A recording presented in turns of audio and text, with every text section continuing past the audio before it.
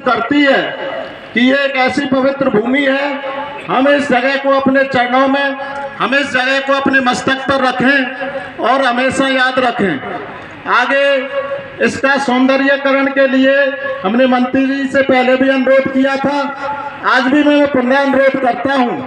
हमारे गांव में पहले भी माननीय मंत्री जी ने अनेक विकास कार्य कराए हैं, चाहे वो आशेश्वर महादेव का सौंदर्यीकरण हो, चाहे वो वृंदा देवी का सौंदर्यीकरण हो, चाहे वो ललिता कुंड, चाहे वो कृष्ण कुंड का सौंदर्यीकरण हो। ऐसे न जाने कितने हमारे यहाँ पर माननीय मंत्री जी के कर कमलों के द्वारा सौंदर्यीकरण हुआ है। नंदगांव में हॉस्पिटल बना, पशु अस्पताल बड़ा बनाया गया है। आप सभी की सुविधा के लिए, रोजमर्रा के लिए जो आवश्यकताएं होती हैं, मंत्री जी से निवेदन करते हैं तो पुनः सुनकर के हमारी बातों को ध्यान में रख सकते अधिकारियों को दिशा निर्देशित करते हैं। रंगीली का मेला आ रहा है, अभी एक कार्य अटका पड़ा हुआ था विकास प्राधिकरण का, लगभग 40 लाख का किराए का सौंदर्यीकरण होना था, अधिकारी परेशान कर रहे थे। मैंने मंत्री जी से निवेदन किया कि ऐसे ऐसे जी अधिकारी परेशान कर रहे हैं, उसको नहीं बना रहे हैं। तुरंत मंत्री जी ने फोन घुमाया और अधिकारी को सख्त निर्देश दिए कि रंगीली होली से पहले उसका सौंदर्यीकरण हो जाना चाहिए और बहुत जल्दी उस पर कार्य चलेगा।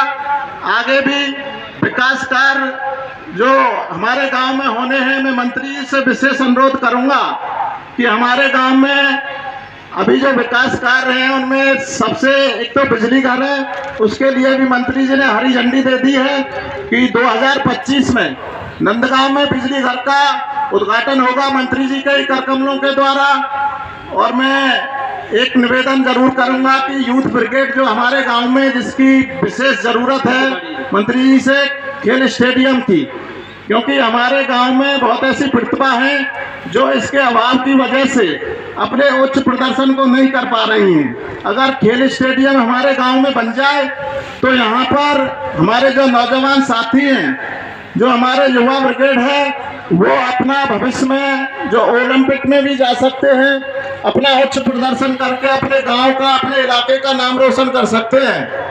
तो मैं माननीय मंत्री जी से अनुरोध करूंगा कि एक खेल स्टेडियम नंदगांव के युवाओं के लिए वो एक आशीर्वाद के रूप में आज यहाँ पर दे करके जाएं। और वक्ता और भी हैं, मैं तो अनुरोध मंत्री जी से यही करूंगा कि अपना आशीर्वाद बनाकर अपना आशीर्वाद बना करके रखें। जैसा कि आप जानते हैं, फिर दोबारा लौट करके आता हूँ मूर्ति की स्थापना पर। मैं मंत्री जी का बहुत बहुत धन्यवाद करूंगा कि उन्होंने 3,51,000 रुपये का सहयोग इस ब्रह्म पाठशाला की मूर्ति के लिए दिया है।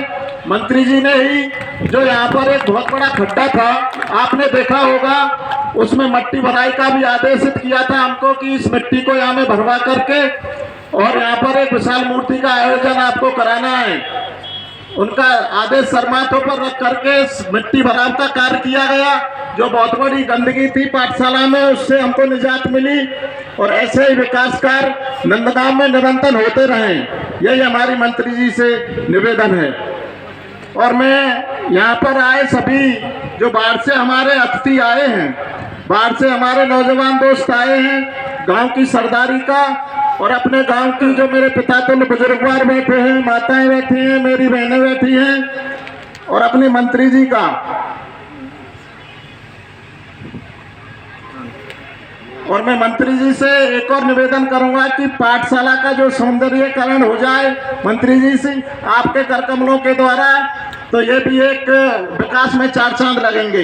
मैं आप सभी का अपने नंदगांव की सरदारी की तरफ से हार्दिक अभिनंदन करता हूं, स्वागत करता हूं, बार बार बहुत आपको बधाई देता हूं कि आपने इतनी बड़ी संख्या में आकर के हमारे नौजवान साथियों का, हम लोगों का उत्साहवर्धन किया है। धन्यवाद आपके लिए। राम राम जी।